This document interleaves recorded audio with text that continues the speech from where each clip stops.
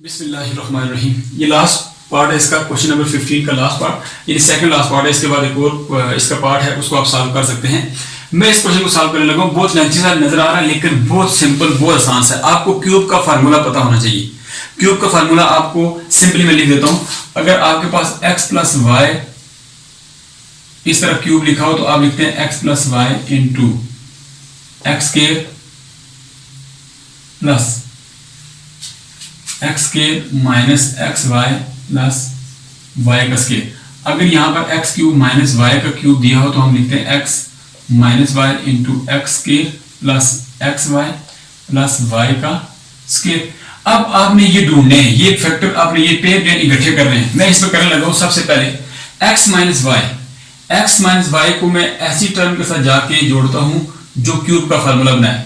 ये जुड़ेंगे तो आपके पास क्यूब का फार्मूला बन जाएगा।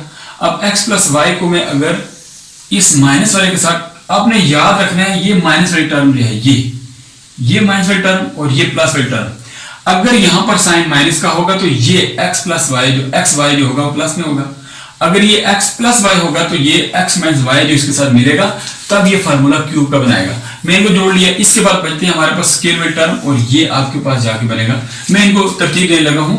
मैं लिखूंगा x minus Y into X K plus X Y plus Y plus K. एक चीज आ गई। इसके बाद x प्लस वाई वाला लूंगा, x प्लस वाई, इसको जाके मैं इसके साथ जोड़ दूंगा x square minus X Y plus Y का स्क्वायर, ये आ गया। और फिर इसके बाद X square plus Y square into X की 4 minus X Y plus Y की 4। अब देख लें प्लस का साइन है इसलिए यहां पर माइनस साइन आ रहा है। अब अगर इन दो को मैं देखूं तो ये क्यूब का फार्मूला बनता है माइनस वाला, तो मैं माइनस का फार्मूला लिखूंगा एक्स क्यूब माइनस वाई का क्यूब। ये पूरे का पूरा माइनस का फार्मूला बन गया। आगे ये जो है ये प्लस का फार्मूला बनेगा, तो मैं लिखूंगा एक्स का क्यूब प्लस वाई का क्यूब। आगे देखें, सिंपल, आपने X square plus Y square आ गया तो आपने फार्मूला क्यूब का ही बनाना है, लेकिन X square plus Y square का क्यूब और इसका भी क्यूब आपने बना लेना है। एक्चुअली ये पूरा फार्मूला क्यूब का है, लेकिन इसमें x और y जो स्क्वायर टर्म है तो हमने स्क्वायर पर लिख के फिर इसका क्यूब लिखा है, तो ये सिंपल हो गया, ये 6 बन जाएगा। अब देखें हमारे पास x cube minus Y cube into X cube plus Y cube. इसका मतलब है कि ये a minus B into A plus B बन गया है।